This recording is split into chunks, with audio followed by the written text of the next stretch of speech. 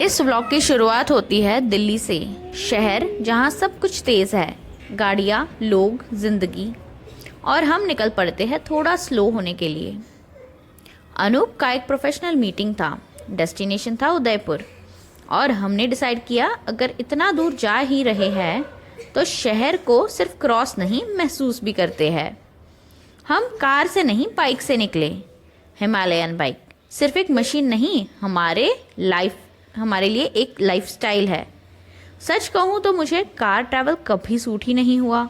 Crowds, traffic, signals, रुकना, चलना, bike पे सब कुछ अलग होता है। बाइक का सबसे बड़ा फ़ायदा, छोटी गली, अननोन रोड्स, जब मन करे तब ब्रेक, जब मन करे रुक जाओ। और सबसे इंटरेस्टिंग बात, सारन्या कार में रेस्टलेस होती है, बाइक पे खुश रहती है। क्योंकि बाइक पे हवा महसूस होती है, सराउंडिंग्स दिखते हैं और सफ़र सिर्फ डेस्टिनेशन नहीं रहता, एक एक्सपीरियंस बन जाता है। हम बीच बीच में रुकते हैं, चाय पीते हैं, सारन्या खेलती है, हंसती है और सफ़र अपने आप स्लो हो जाता है। हम सोच रहे हैं बाइक पे न्यू लगेज अटैचमेंट्स लगवाने का, ताकि और लंबे सफ़र पॉसिबल हो जाए। शायद फ्यूचर में और ज़्यादा रोड स्टोरीज बनेंगी। उदयपुर पहुंचते ही लगता है जैसे शहर भी धीरे बोलता हो। वैसे ही इसे सिटी ऑफ लेक्स नहीं कहते। हमने लेक्स देखे, थोड़ी साइट सीइंग की, एक फ़िश म्यूज़ियम गए। फ़िश म्यूज़ियम सिर्फ फ़िश नहीं दिखाता, ये बताता है कि पानी के अंदर भी एक पूरी दुनिया होती है। कलर्स, सर्वाइवल, बैलेंस और सबसे बड़ी बात, काफ़ी टाइम बाद हम दोनों को प्राइवेट टाइम मिला। एक्सटेंडेड फैमिली के साथ रहने के बाद सिर्फ हम, सारन्या और रोड, ये लग्जरी लगती है। उदयपुर के बाद हम जामनगर के लिए निकले और यहाँ बारिश ने वेलकम किया। सारन्या के लिए बारिश मतलब फेस्टिवल। पडल्स में कूदना, गीले कपड़े, मिट्टी की खुशबू। रेन पडल जो होता है ना, उसमें खेलने से बैलेंस, इम्यूनिटी और सेंसिटिव डेवलपमेंट, ये सब इम्प्रूव होता है। पर सारन्या के लिए बस एक चीज़ थी, मज़ा। हाँ, मस्त आता है। सारन्या अब उस फेज में है जहाँ गाती है, नाचती है और खुद को प्रिंसेस समझती है। उसका डांस परफेक्ट नहीं, पर उसकी ग्रेस रियल है। और जब माँ बाप दोनों उसे प्रिंसेस बुलाते हैं तो उसका कॉन्फिडेंस और खिलता है। Children become what they are repeatedly called.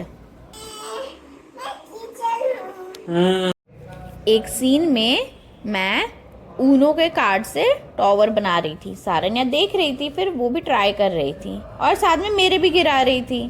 फिर अल्फ़ाबेट्स ट्रेस करने लगी। मैंने कभी बोला नहीं कि ए लिखो, बी लिखो, ऐसे लिखो, पढ़ाई का टाइम है, पढ़ाई करने बैठो, नहीं, कभी नहीं।